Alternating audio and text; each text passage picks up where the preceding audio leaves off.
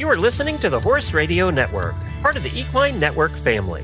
What a beautiful day for horses in the morning. You are listening to the #1 horse podcast in the world. Here is your entertaining look at the horse world and the people in it.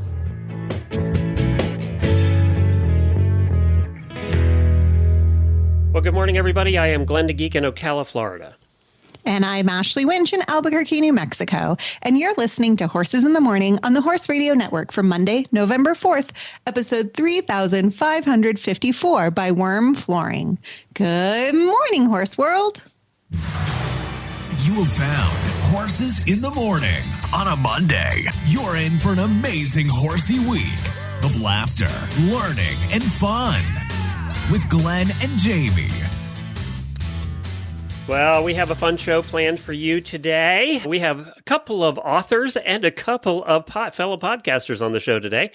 One of them's very happy right now. Natalie Keller Reinert is the host of Adulting with Horses. And Natalie, well, she's an author. She's written like 20 books. But she had an eventing series of books that she wrote, and it got picked up by Amazon for a TV deal. So we're going to talk to Natalie about how excited she is about all of that. And you know what I think is fascinating about that, Ashley, is she started this all self-published. So it wasn't like there was a publisher involved in the beginning. It's just the best to see good things happen to good people and like doing the work. She's out there writing about what she's passionate about. And now I get to force my husband to watch this show eventually. Yes. It's going to be great. And it's about eventing, of all things. Come on. In Ocala. So that's where all of these were set. Now, she kind of writes the romance, novel versions of it. So it'll be interesting to see where that goes. Also, author and coach Sally Batton is joining us with her new book called Equicize. And she has a college show that was on the network for a few years and still doing that. So we'll talk to her about that. Plus, we have our first holiday recipe of the season. And Ashley brought it to us. And let me just say, it might be the easiest recipe we've done ever in 14 years on this show. There is no one listening now, husband, wife, child, 1-year-old, that can't make this recipe. Everybody can make it. I think even Levi could make this. Levi could make this because you just have to put a couple ingredients in his hand and have him pour. So that's it. Yeah. So although, it might get messy with Levi. He's not quite old enough. But I heard Levi earlier in our pre-meeting. Levi joined us for our pre-meeting, and he was very critical of everything we were going to do in the show today. That's the thing about having a podcast baby. They don't like anything. Our family never listens to our shows, including the kids. They don't listen either.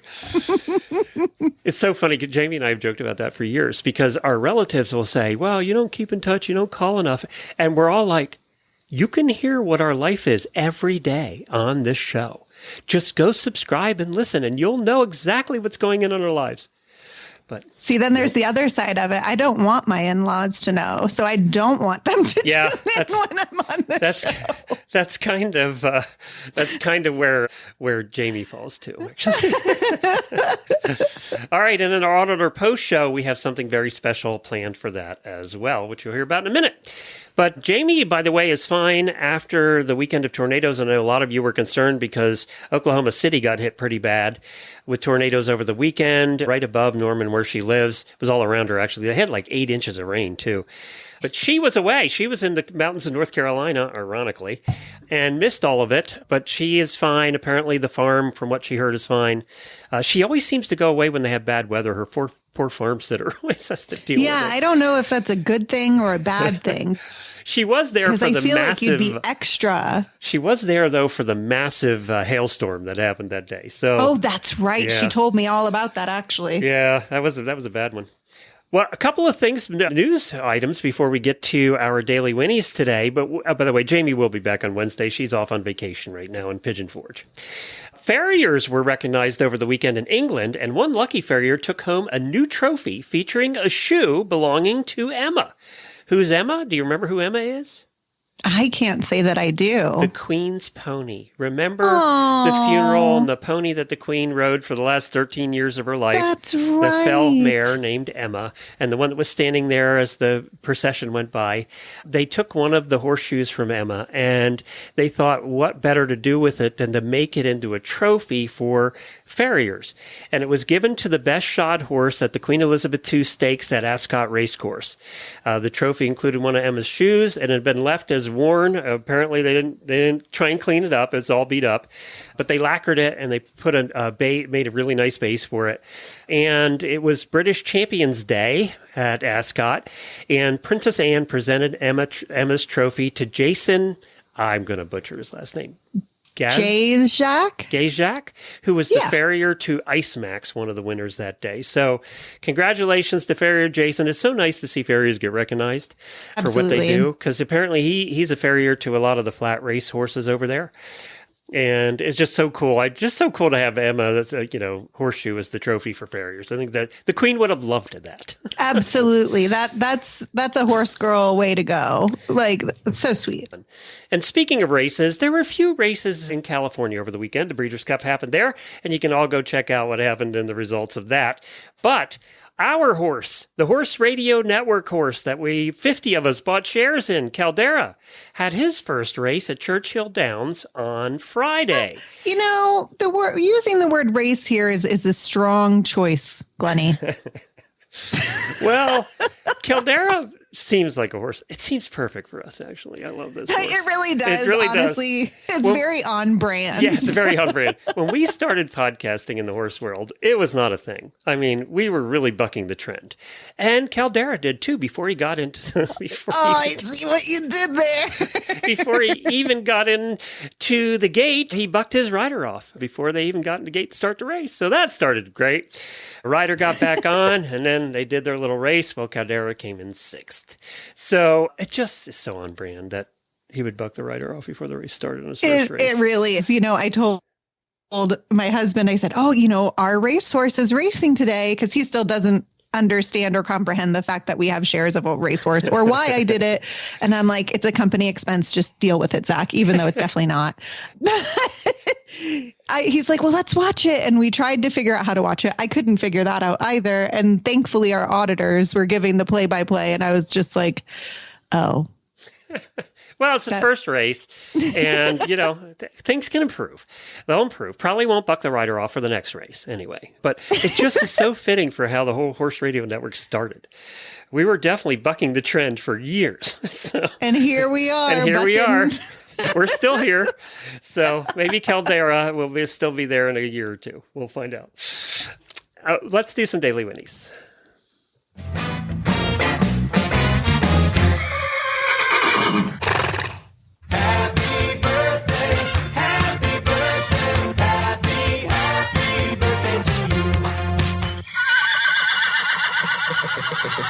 We have a couple of auditor birthdays today, Lynn Bishop and Lindsay Roush. By the way, Lindsay Roush, happy birthday to both of you, but Lindsay was the one that started the auditor Facebook group all those years ago, 8-9 years ago now. What a claim to fame. Yeah, well, we had started Patreon, we did the Patreon thing. I never thought about starting a group for the Patreon people. It was Lindsay that came to us. She was one of the first Patreon people. She came to us and said, do you mind if I start this group? And I was like, sure. And look where we are now. So thank Lindsay for your foresight and for getting that done all those years ago. I really appreciate it. And thank you both for being part of our family.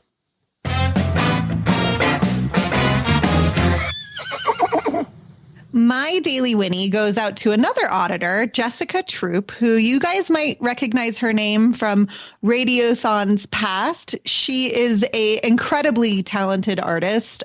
I can't even draw a stick figure, and the things that she comes up with year after year, somehow they just get cuter and cuter.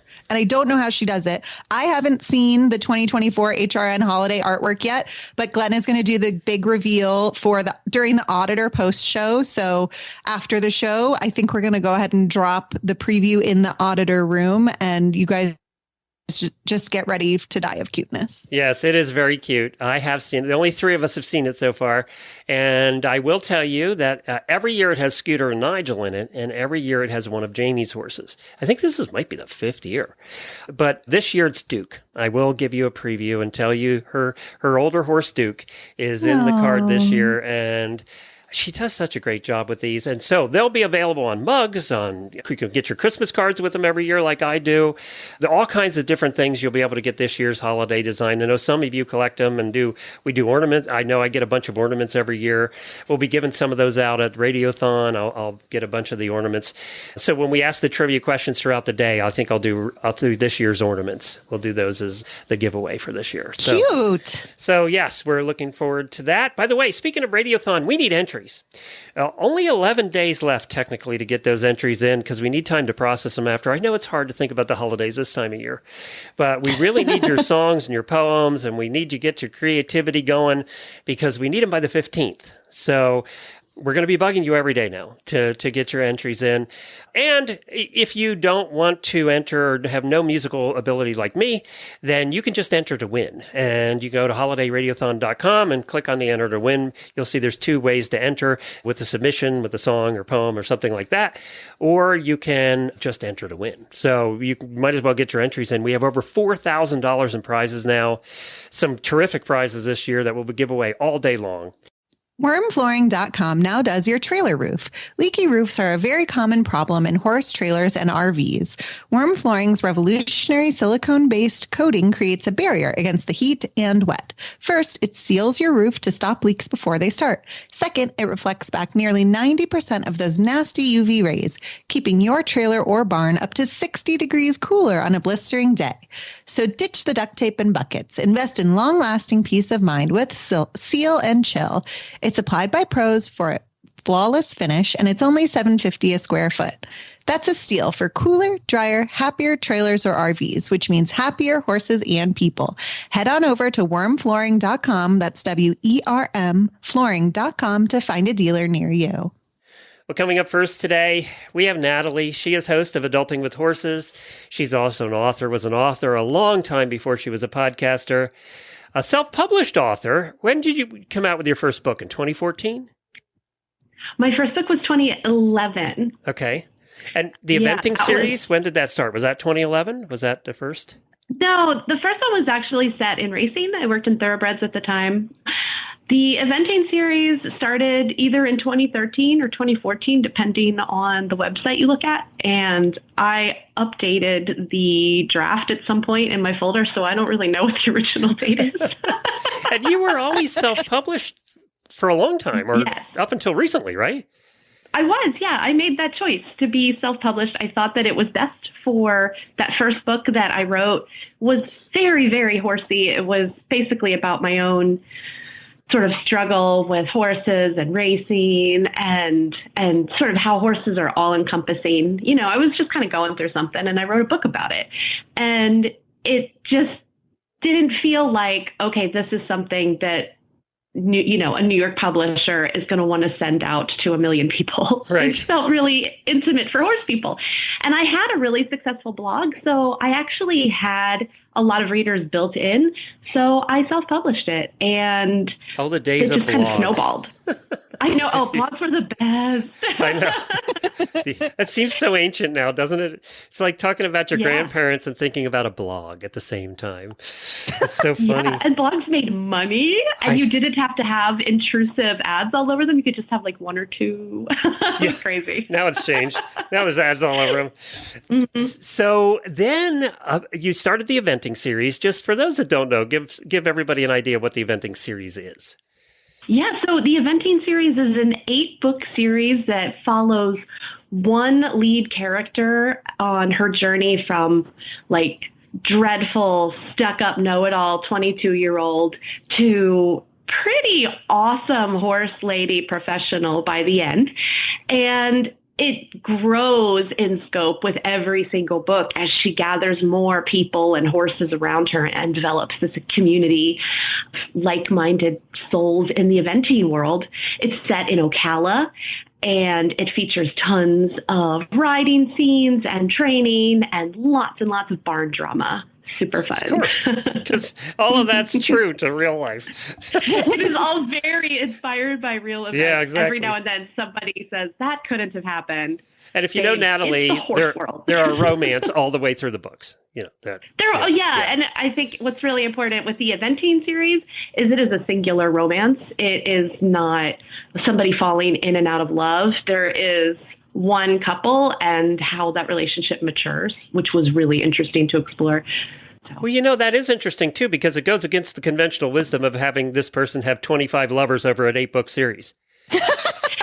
Yeah, well, it wasn't meant to be a pulpy series. You know what I mean? And I have a lot of respect, for your Jilly Cooper, your writers. Those are great books. But this was more about real life. I'm a very authentic, drawn from reality kind of writer. And it was like, what is it like to be a horse trainer? What is it like to grow in this industry? And that's what the novels are about.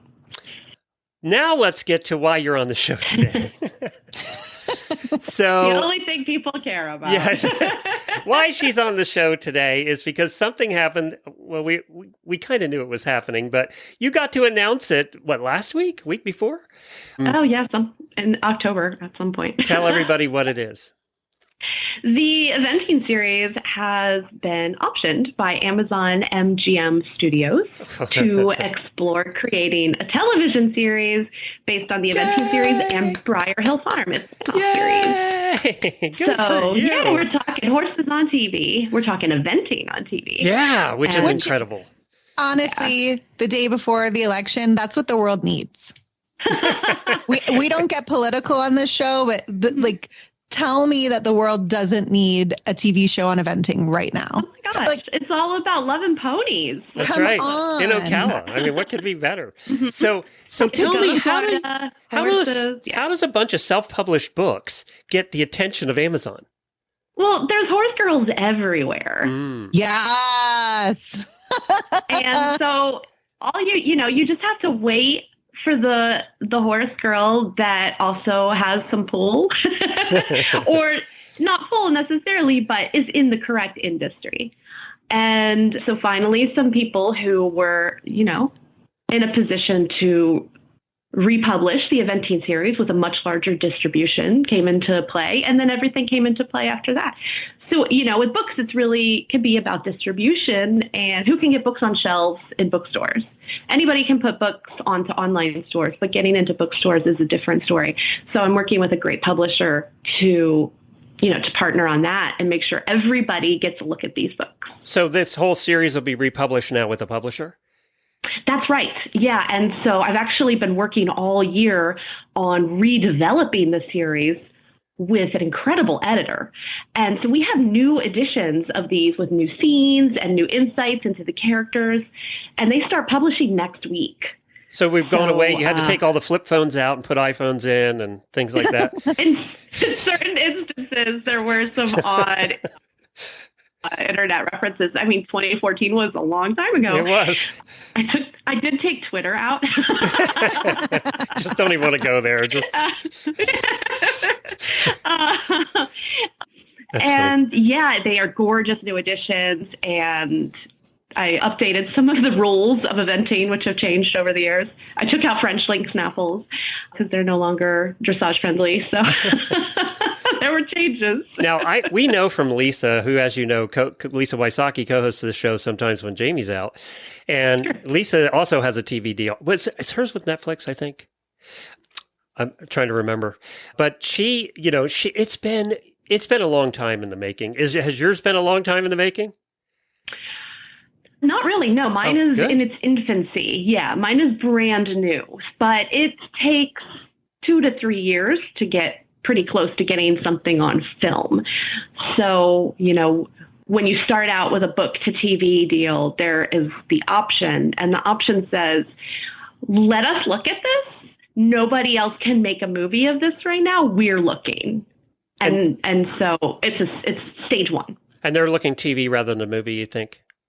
Yes. Yeah. Okay. Mm-hmm. So what I'm hearing What I'm hearing then, Natalie, and correct me if I'm wrong, there's time to go ahead and insert characters for Glenn and myself into the show before filming starts.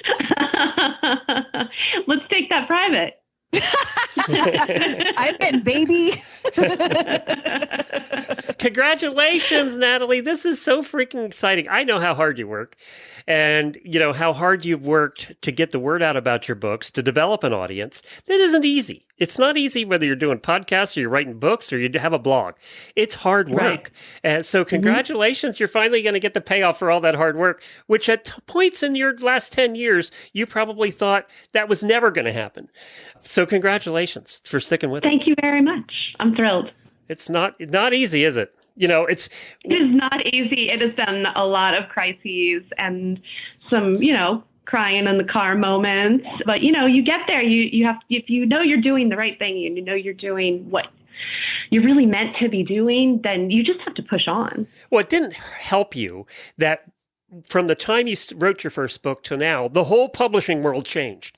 It changed in every way, including the lower payouts. So that didn't help you either.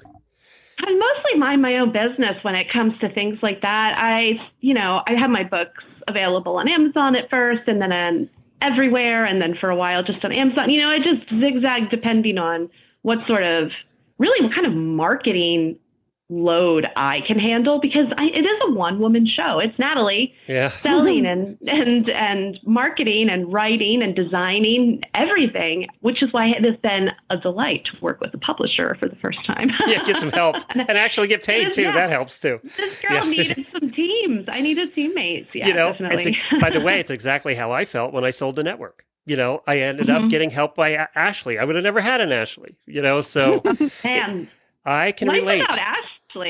You can't have her. You guys. You can't have Keep her. going. No, you can't take her. Don't even think about it. Oh, I have an email draft ready to go. Well, congratulations. I'm very excited about this. Well, obviously, it's going to be a couple of years before. Well, actually, the listeners are now wanting to know when the casting call is going to be, and will you announce it so they can all apply? Look, I haven't the slightest idea. I've never made a TV show before. If you're thinking of messaging me, please don't. I have no answers for you. I've gotten so many messages. I understand where you're coming from. I'm writing books over here. So I don't have the answers for you. It's funny because Jamie and I are in Lisa's books, almost all of them. The shows in Lisa. Matter of fact, Jamie was almost a murderer in the last one. And yet they still won't allow us to fly to play ourselves. We're still not even allowed. So there you go. Oh my gosh. I know. Dream deferred. And who better to play me than me? I think. Is it possible you're not in the show? I think we're probably maybe cut out. I think we're one of the incidental things that are. Well, they can't cut Jamie out of the one though because she was on the murderer list. So I think she'll have to be in that one anyway. Well, congratulations. I'm very excited for you. Where can people find the books? Is it just go to your website, be the best place? Check out my website, nataliekReinert.com, or you can just type eventing series into your search box, and it's going to pull up all of the links for you. These books are available everywhere. They're coming out 2 at a time for the next, 6 months. And, books 1 and 2 come out on ebook next week. Oh, and I'll have Equine Affair will have some limited edition of the original series. Oh, so it'll be in Massachusetts. Isn't that this week? Yes, that's this week. Yeah. Yep. Okay. So starting Thursday. Yeah. Mm-hmm. Well, congratulations again. Also, we have to mention your show, and we have to mention that you guys are going to be on Radiothon again. So, of course, you have a podcast with us called Adulting with Horses. What's going on over there? Adulting with Horses is with my wonderful bestie, Heather Wallace, the funniest girl ever. And we will be at Equine Affair hosting 2 get-togethers along with Zero Proof Horse Treats and Hope. So check out our Facebook page if you want details on that. And what's going on with it? We need to record an episode. I can tell you that much. And I'm very excited that they will be joining us. Heather and Natalie will be joining us again on Radiothon, which is December the 1st. You guys are taking over an hour like you did last year because it was so popular. So we're glad to have you back. We need to coordinate a guest too soon. So we need to get that done too after you get back from Equine Affair. Yeah. So congratulations. We're very proud of you, and I'm so excited for you. Thank you so much. Confidently addressed your horse's unique weight needs and helped optimize their overall well-being with research-proven Purina animal nutrition feeds designed by passionate equine nutritionists. Partner with Purina to nourish your horse to their optimal body condition. Explore weight management resources for your horse today at purinamills.com/feedfinder. That's purinamills.com/feed-finder. And joining us now, keeping our author party of the day going, is Sally Batton, who we're bringing on to talk about her book, Equicize, ahead of the holiday season. And me being post-baby, I know I'm thinking about not blowing up over the next couple months. And Sally, your book is so niche, and I think that it's perfect for our listeners. Tell us about Equicize, and we do have a special surprise about Equicize at Radiothon that we'll mention at the end of your interview. So tell us, what is Equicize? Great. Well, I'm just going to start, Ashley, just with a tiny correction. It's Sally Batton, not Batton. I just need all my listeners to know that it's the right Sally Batton. Well, you know what? I'm going to go ahead and let you know that Glenn mispronounced it earlier in the show, and that is his. Oh, no. I'm going to listen back. MO. I don't think I did. I'm going to listen back. That is his MO. And honestly, Okay. It's a thing of endearment when he mispronounces a last name. So it's a badge you can wear proudly. But thank you for letting us know. It's Sally Batton. So more importantly, let me tell you about Equicize. So Equicize, and it's spelled Equicize, just so everybody knows. And I coached the Dartmouth College equestrian team for 30 years. And back in the day, the Dartmouth Riding Center also had community riders. And my kids were very little, and I'd take them to weekly gymnastics classes. And I was like, I think we should be doing something for our community riders. Lovingly, I refer them to as the ladies at the barn. And we should be doing something where I can incorporate mounted exercises instead of just having my team do it in the gym or my community riders go to a separate class. So that was way back in, I don't know, probably in the 90s that I had this idea. But then it finally came to life once I retired from Dartmouth in 2019, and I wrote my first book for Horse and Rider Books called The Athletic Equestrian, and chapter 2 in that book was a little bit about Equicize. So fortunately for me, Horse and Rider Books picked up this book also, along with my co-writer, Christina Kine, who used to coach the UNH equestrian team.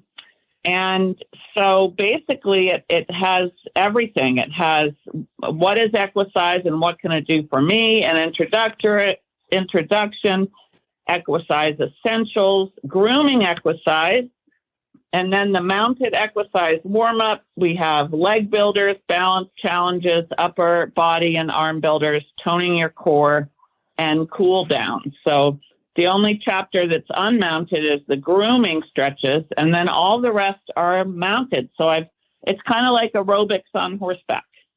I love it. And I'm a little upset that I can't be doing this 3 times a week currently because I'll tell you, I think we all forget sometimes how much of athleticism, how much we actually work out, calories burnt, muscles used when you are in the saddle, even if it's just a walking trail ride. So a question I have for you, let's say my posture is terrible at the canter. Mm-hmm. Is there a way I can use this book or equicizing to help me, readjust those shoulders, build some muscle so they stay back? Or is it more of like a whole body approach? No, it's really divided up into the different body parts. So chapter 8 is upper body and arm builders. So the thing about these exercises is you are doing different movements with your arms. Like we all use our biceps for so much in the barn. I have photos of a rider carrying jumps or moving water buckets, but we forget about our triceps and our delts and all the other pieces that are up there. And to do these upper body and arm builders, you really can't do them slouched over. So just the fact that you're sitting up and going through these exercises, plus a lot of that slouching is problems with the core. So I have a whole chapter on working your core too. So yeah, it's very specific to the different body parts. And I want to say it's Western, hunt seat, dressage, saddle seat. It's any seat. I love that. And I have to tell you, while I was doing research for today's show, I was on your website, and in our auditor room, there's this recurring theme of, we're grown-ups. I wish there was adult summer camps to go to. And I saw on your website something about adult summer camps. Can you speak a bit more to that? Because that would be hugely popular. Yes. I did it 2 years ago at Mount Holyoke College in South Hadley, Mass. And my grand idea was that I would have these all around the country. I've been pretty busy, so I haven't done that yet. But I had one instructor came in and taught working equitation. I did Equicize and also position boot camp. And the other one did dressage. And then we had unmounted equine massage. I meant dressage. And then I also had unmounted massage and also like bandaging and stuff like that. So it's just a 3-day weekend. So you come in Friday afternoon and then you either bring your own horse or use a school horse. So that's what that is. So fun. Well, you'll have to let us know if you offer that again, because we'd love to share that on the show. Yeah, I will. So then I also know that you had a podcast on HRN and it's still going on. Can you tell us a little bit about that before we wrap? Sure. I do want to say also real quick that I am certifying instructors to teach Equicize. Oh, so I cool. have a whole program, and that's all at equicize.com. But my podcast is called Athletic Equestrian, Riding in College. I've been doing it now for 3 years or more. We've had over 165 episodes. And it really is, as far as I know, the only one to speak specifically to riding in college. And it's funny. I have a very distinctive voice. It's very loud. And when I go to trade shows, somebody will be walking down the aisle and they're like, "Oh, it's the Riding in College podcast lady. I recognize her voice." Isn't that freaky? The first time it had to happen to Jamie and I was 14 years ago at Rolex. And we were waiting in line for food, and somebody recognized, and it was freaky. It was just freaky. Yeah. You have a distinct voice too, Glenn. Yeah, I know. I hated my voice. I still hate my voice, but apparently it's very distinct, like yours. It's Right. I guess we should embrace it. Congratulations, by the way. That puts you in about top 0.1% of podcasters for going that long and for sticking with it. So congratulations for that. We are going to be giving away Equicize, by the way. We're going to be giving away one of them during Radiothon this year on December the 1st. So get your entries in right now to holidayradiothon.com. And where can people buy it? Where do they go? They can come to my website, which is equicize.com, EQUICIZE. And if you can't remember the spelling, you can also go to athleticequestrian.com, and then it'll send you over to the Equicize website. You can also get it Trafalgar or Horse and Rider books, but I'd love to hear from your listeners and have them come to equicize.com. You can also find all the instructor information there. All right, and we'll put all the links to that in our show notes as usual. Thank you, Sally. It was good to talk to you again. Cosequin is the #1 veterinarian recommended joint health supplement brand, is excited to announce the launch of its newest supplement, Cosequin ASU Balance. This advanced formula supports joint, immune, and digestive health. Cosequin ASU Balance helps moderate the inflammatory responses that can cause immune and GI tract disturbances through the innovative inclusion of postbiotics and beta-glucans. The formula also includes comprehensive joint support Cosequin is known for, with ingredients such as ASU, hyaluronic acid, and Boswellia serrata extract. With over 30 years behind the Cosequin name, you can rely on Cosequin products when performance matters. To learn more, speak to your veterinarian or visit cosequin.com. I kept thinking we should have a bumper for the recipe of the week. And we don't have one yet. But I was thinking you could have eggs cracking, you could have the mixer bacon going. Sizzling. Yeah, you could bacon sizzling, the mixer going, and at the very end you could have the fire alarm going off. Perfect for our recipes. I think we got to put that together. Put that on the list. Put it on the list. The ever-growing list. So Ashley, you brought the recipe today. Tell us about it. I sure did. So this is a family favorite holiday recipe. I actually asked my husband, Zach, what recipe I should lead with today. I said, would you have a favorite holiday recipe I should share with the listeners? And he goes, oh, yeah, Mike's Meatballs. And I was like, really? And Zach said, yes, they're so good. So Mike's Meatballs comes from a very dear and very gay friend of mine. Oh, that's just perfect. There's so many jokes here. There's so many. Glenn, you're just going to put myself on mute. So Mike is a dear friend of ours that we met when we lived in. There's a meatball recipe that you. He's very proud. Okay. He's very proud of this recipe.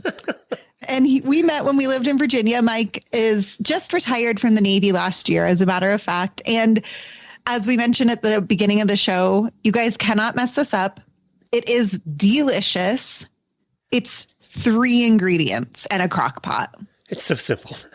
And we make it every year for Christmas. We don't do a huge Christmas dinner. We do like a million appetizers Christmas Eve, and then we just eat the leftovers Christmas Day. That's a brilliant idea, actually. Oh, we love it. We love it. Just graze for 48 hours. So you need a bag of your favorite frozen meatballs, whatever meat you want to do.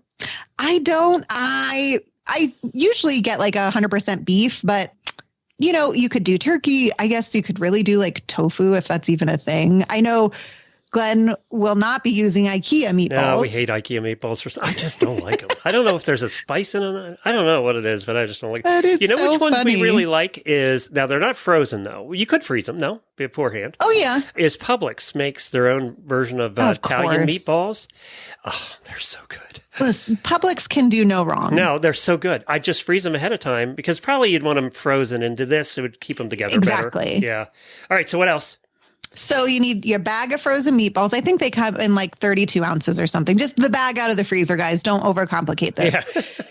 A bottle of your favorite barbecue sauce, like whatever you love. You have a favorite?